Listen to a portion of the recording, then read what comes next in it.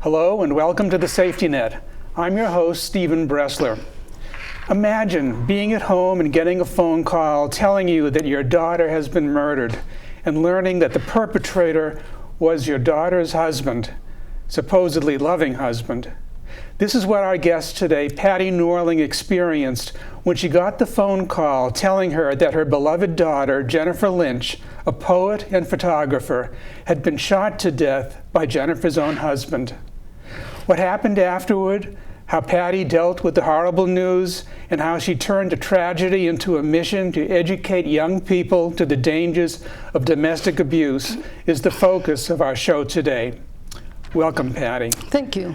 Tell us, what happened? Where were you on that terrible day? I was here home in West Roxbury, and I got a phone call from my son telling me that Jennifer was gone. And I said, well, where'd she go? Because I sent her some money. She decided that she was going to split up. It was amicable. They were going to split up, and I sent her a few $1,000s so she could get an apartment. And it was my son that was on the phone, and he said, Mom, Jennifer's gone. And I said, good, did she get her apartment? And he says, no, she's gone, she's dead. And I went, what? And so I, of course, broke down, and she was 34 years old. And where was she living? She was living in Oregon. Yeah, and her husband had shot her to death. She had just come home from the hospital that day, having some stuff done, female stuff. And she called me and she says, Mom, everything turned out fine. I'm going home to take a shower and I'm going to go to work the next day. And so she never called me. And I wondered why, because she used to call me every night after work.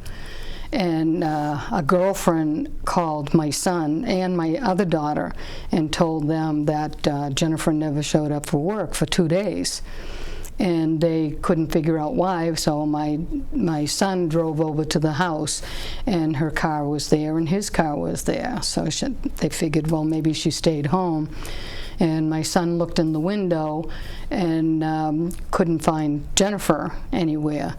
And her husband was on the bed with a gun to his head, and he had killed himself. And so Michael went into the house, and he looked all over the place and couldn't find Jennifer. And he was afraid that she killed him because there was always abuse. And he opened the bathroom door and looked in, and she was in the bathtub. It was that night, Valentine's Day that night. She was taking her shower, and he pulled the cloth apart and shot her 3 times in the chest. What year was this? This was 2006, February 14th, 2006. And so Michael immediately called me, and my oldest brother lives out there, and I called him first thing, and I said, please go over and take care of Michael, because the police are going to be all over the place. I said, take care of him. And he's still having a hard time. It's been 13 years now. Jennifer, like I said, was 34. I was 62, and I wanted to fly out there immediately, and I couldn't get a flight. So finally, even when you told them I told them what happened, and finally my nephew, because I couldn't talk anyway, but my nephew got on, and he paid over $2,000 for my husband and I to fly one way. So we had changed that to a point when I got out there, and we took care of everything. And then when I came home, Susan Howards took care of that. The lawyer. Right. And she called the airlines and said, this is crazy. Why would you charge somebody, especially that lost a child? So they had changed it anyway. So now they can, anybody that's abused or in a program that needs to get out of the state, then they can fly out free. Had Jennifer told you of abuse? Had something, because you said the separation supposedly was going to be amicable, right, which does not suggest that there was an abusive situation going on. Well, there was to a point, but she never told me that there was anything abusive. She just said that they weren't getting along. Because a couple of times I sent her money so she could get an apartment, and she always went back. And the last time was they were in counseling, and he told the pastor, he said, everything's fine, we're doing great, and blah, blah, blah. So unfortunately, I guess they weren't. But one time when she was here taking care of me when I had my double knee replacement, we were going to have a softball game up at Lars Anderson. And I said to Jennifer, I said, you remember I was a tomboy, I'm going to play. And she looked at me and she goes, Mom, no. I said, well, I can hit, you can run for me. And she said, I can't even run for myself because Gary broke my ankle. And I said, what? And she goes, well, we were wrestling and he rolled over on my ankle. So she made up stories. And this is what happens in an abusive relationship.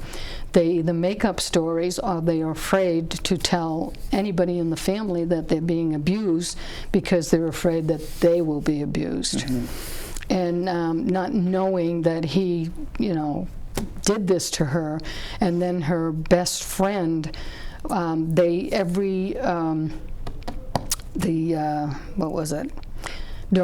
the end of the school year, the beginning of the school year, Labor Day, they would all go down to the beach in Oregon, and they'd take their, significant other or he wouldn't go.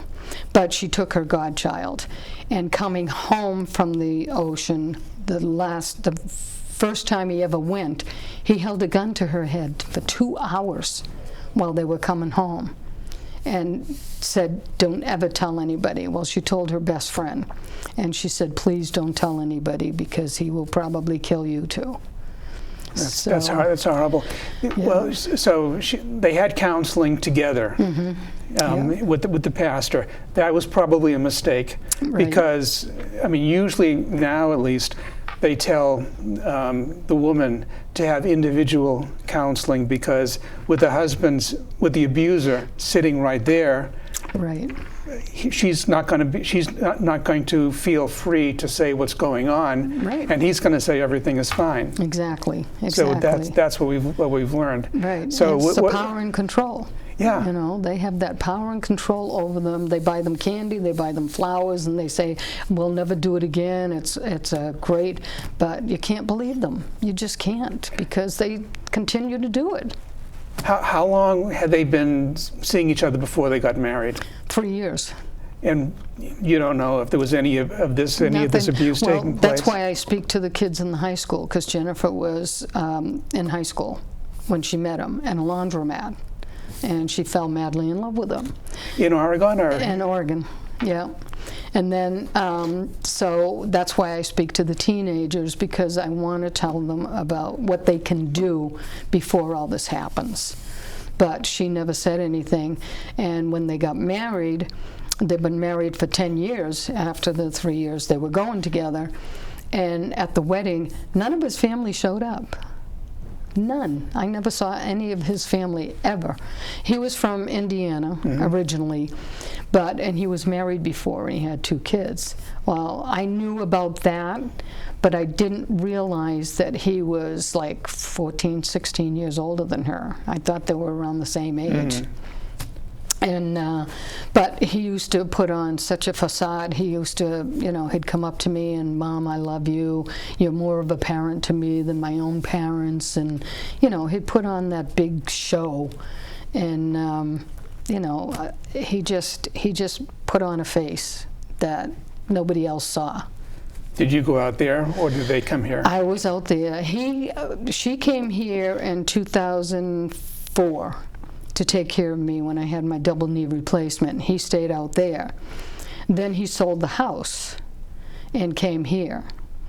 But when I picked him up, it was just like, he had to always go out to his truck and stay there. He came by bus and sent his car. So I had to take him to pick up his car. Now, hindsight, he could have had a gun in his car. He could have. He could have had that. He had 2 guns in the house that were not licensed. That's why I like to speak up about, the gun control I can understand to a point. It's not the person, it's the gun, what I want to say, which is Right. probably kind of crazy, but I can't see... Well, no, I mean, you're right. There are millions of guns out there, but it's Exactly. what people do with those guns. Exactly. And I can't blame, mental health. I don't think that's fair. But anyway, with Jennifer, it was just that, he, I believe, was jealous of her because she was so brilliant. She worked for Intel, and she had a great job with Intel, made a lot of money, and he quit his job. And then came out here to Massachusetts and said, hey, Mom, let's find a place around, here so we can be close to you. Well, he wanted to go to New Hampshire and Maine, and he didn't want to stay around here. Mm-hmm. He says, it's bad here. Some of the places around Massachusetts are not good. And I'm saying, how do you know? So, but he got a job, and he worked for maybe 3 weeks and quit. Now, Jennifer, she didn't have a job. Well, she took my place at the health department. Well, while you were out. While I was out. And, but like I said, she was so brilliant and could do anything. She was self-taught mostly.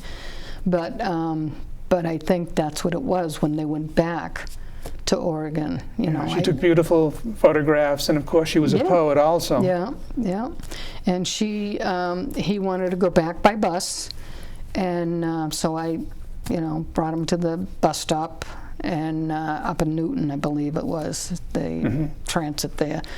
And I brought him there, and I begged Jennifer, after he got on the bus, I begged her to stay, and she says, Mom, I can't. She says, were there red flags, going, were there alarms going off? They were saying that to you? Yeah, because one night she came out and sat in the living room. And so I heard her coming out. So I went out into the living room, and I sat next to her, and I said, are you okay? And she says, well, I'm having my palpitations, my panic attacks. And I said, did something happen? And she goes, no, I'm just having a panic attack. And I sat with her for quite a while. And I said, do you want to, go back into bed? I said, you can come into my room, and John and I can, And she said, no. She says, I'll be fine. So I wouldn't go back into bed until I knew she was okay. And she got up the next day, and everything seemed to be fine. Given everything that you know now, obviously, at that time, if you knew then what you know now, would you have been more persistent in asking questions? Yes. Is that something you would advise parents to do, and relatives? Definitely. I mean, it's really hard. Like I say, they're petrified, that I know now, talking to other victims that have lived, thank you God, that survived. But talking to them, they're petrified that the family is going to be murdered also. And that's the hard part. So, and she was she was like my little hero, because staying as long as she did for that 10 years, it really kind of ticked me off. Yeah. But if I knew then what I know now, I would have forced her to stay. But then again, I don't know if it would have happened still. Well, who knows? I mean, you can't rewrite history. Right. But right. given that she was here, and given that you're part of the town structure and so close to folks that we all know at the police department, right. Had she let on that there was a problem, you could have gone to the police and said, I'm concerned about my daughter. Exactly. What do you recommend? Yeah. And knowing all the other facilities like Reach and Casa Myrna, all those places, I would have been able to talk to them and said, could you keep my daughter safe? Yeah. Send her someplace, do something, but she just wouldn't do it because they feel that most of the time they feel it's their fault. Did she? Did she feel it was her fault? Sometimes that she may would have feel, done something to make him Exactly. be abusive? Right. 'Cause, I mean, that does happen a lot. Right, right. And it's sad because that's where, like I said, the power and control comes in. He tells you what to do. Other times, my other two kids lived out there also, Michael and Rosemarie, and they would ask to come for Christmas or Thanksgiving. Mm-hmm. And she says, well, maybe I can come over for dessert. Well, they had kids. She didn't. And, and that's the sad part, too, because they take you away from your family. Yeah, isolate you. Exactly. Did he control the money? She was working. He wasn't. Right. She controlled the money. Well, she didn't control it. He controlled it and told her what to pay. Or he'd say, okay, you have the money, you pay the water bill, the light bill, the this or that, but he didn't go out of his way to get another job. He had a good job. He worked for a company, it was like a steel company for Boeing. He had a pretty good job, but it wasn't good enough for him, so he quit. But so he only stayed here for 3 months, and then he went back. And then when he came in, let me see, Jennifer came in September to take care of me in November. And he came in November while I was still laid up. But he made an appointment to go to Indiana to visit his kids for Thanksgiving. Yeah. And I'm saying to myself, okay, well, that's okay, because, they're his kids. He should be with them. But it was really weird, and he asked me to make, because he was going to drive. He didn't have any money, of course. And he said, could you map it out for me? I said, well, there's Google. There's a map. But, so I did. But he was always so nice and too sweet almost, and I just didn't understand it. Actor. But when she was murdered, they found 2 guns in the house. One was on the bed with him when he killed himself, and the other one was up on the shelf. So, in a bag, but no license. Patty, through all this, after all this, you decided to create the Jennifer Lynch Fund and Committee. Tell us about that. Okay, I just wanted to make sure that, not make sure, but I wanted to help other parents get through this. It's the Jennifer Lynch Committee Against Domestic Violence in Brookline. But we, we make money, and it's all nonprofit. And believe it or not, it goes through the Brookline Community Foundation. And we fund different things in Brookline. But I'll go to different people and, see if we can make, like we're having her event. And when we have her event every year, we sell little things like the pens and stuff like that. But it always goes into the fund. And then we fund things for Brookline, like the teen center and stuff like that, because Jennifer couldn't have children and she wanted children so bad. So I figured something like that. But what we do is I go to the high school and I speak to the kids now. Even now talking, I feel more comfortable doing it, but at first I was petrified. I wouldn't even raise my hand in school when I was a kid, even if I was right. But now I just want to help as many people as I can, many kids as I can. And when I spoke at the high school, they thought it was great, because a lot of kids, believe it or not, went to the counselors, slid notes under the door saying that they were having a problem. And I feel like I've helped adults and kids, make the right decision, how to get out of a situation. But I just want to make sure I can help anybody I can. And I'm sure you've helped lots of folks. Yeah. And who knows how many lives you may have saved by letting girls know what the danger signs are. Right. And the sad part is, too, it's males. males are abused. Yes. Which is really sad, and I would love to see if we could get some type of a program for the males so they can go to plays. The LGBT, they don't have a home for them, which is sad. You know, they need something because they're abused also, Sure. and they don't know where to put them. So, but you know, anybody that is in a situation and a problem, I've even on Facebook now, I'm with another girl, now that I live in Nevada during the wintertime, I'm with Doc Ellis's daughter. Uh-huh. And Doc Ellis was a baseball player. His daughter has a domestic violence situation. And so I work with her on Facebook. I work with another girl that's in Arizona. So all these people that you reach out to, you help. And one girl called me from the Against Domestic Violence, the one in Arizona. She called me from Tennessee.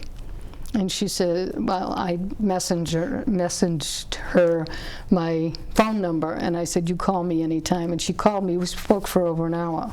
She was married 23 years. Yeah. And she's in a situation. But, you know, I reach out to everybody now. And one of the interesting things is this show, while it's being recorded and produced in Brookline, primarily for Brookline residents, is streamed, so you can see it any place on Earth. Right. Okay, Right. and so who knows how many people in other parts of the United States are going to be watching this, hearing what you have to say. Oh, good. Yeah. Good. Yeah. So Patty, I know you wear this dragonfly pin and the earrings. That's symbolic of what? Yeah, Jennifer loved dragonflies. Every Christmas, every birthday, I'd have to find something dragonfly to send her. She had a dragonfly a tattoo on the top of her foot, which I couldn't believe the pain she went through, but she wanted it so bad. So, and she kept on saying, Mom, come in with me. And I went, no way, I'm not going in. So I decided to, everything that was the domestic violence for Jennifer, I would have a dragonfly put on. So now we have a vigil every October. This is October 16th in Brookline at the Brookline Health Department. And it's got the dragonfly on it. So, and then September 22nd, we're going to have Brookline Day, and I'll have a table, and we'll be selling the pins, and you know, we just everything for Jennifer is dragonfly. Right. Tell us about the Garden of Remembrance. That was your idea also. Yes, the Garden of Remembrance is at the Health Department in Brookline, and it's right across from St. Mary's Church on Harvard Street. And it's just a beautiful, beautiful garden that anybody can come. It's got the big bench, and it's got 2 chairs, but they're the wrought iron. And the bench, the big bench says, in memory of all domestic violence victims of Brookline. And then one chair has Jennifer's name and dates on it, and the other chair is blank. But anybody can come and sit there and meditate, and it's just the most beautiful, beautiful garden. And it also has a plaque with a dragonfly on it. The Women's Commission donated to the garden. So, but it's a beautiful place for anybody to come and sit and relax and meditate and whatever, have their lunch. You know, so, and I wanted to do that in memory of domestic violence victims of Brookline. And the vigil that's going to be taking place on October 16th. Yeah. Who comes to that? Usually we have a lot of town people, but then we have the district attorney, Michael Morrissey, will speak, and the chief of police, Andrew Lipson, will speak, and sometimes we'll have guest speakers. And hopefully Alan will be there to do a... Alan Balsam, the previous health department director. Right, and the new director. Dr. Jett. Dr. Jett. And, and then some of the high school kids will read some of Jennifer's poems.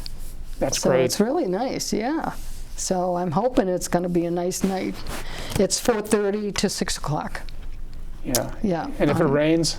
If it rains, we have the 23rd. So, yeah, we're hoping to keep it keep it in. October is Domestic Violence Month. So that's why we do it in October. So we're starting to get close to the end of the show. What important messages do you have for teenage girls who are dating? What do you want to tell them? Yeah, just to be safe. If a young man keeps looking at your phone, telling you what to wear, telling you where to go, or who to be with, then those are things that you have to watch for. So it's emotional abuse and it's physical emotional, abuse, physical. And no girl, no woman should tolerate being abused emotionally, psychologically, or physically. And if it's physically especially, that's a crime. That's assault. Right. And she should go to the police. Right. The police, and then there's people at the high school that can also help. Brookline High, there's Doreen Gallagher and Julie McDonald. You can call them from the police department or go to your counselor, and they will help you. Mary Minot, will be there, and Hope Troy most of the time, some of the time. But there's so many people at the high school that can help, and don't be afraid. Don't be afraid. My big thing is to tell people, if you know somebody that's being abused or mentally abused or physically abused, tell somebody.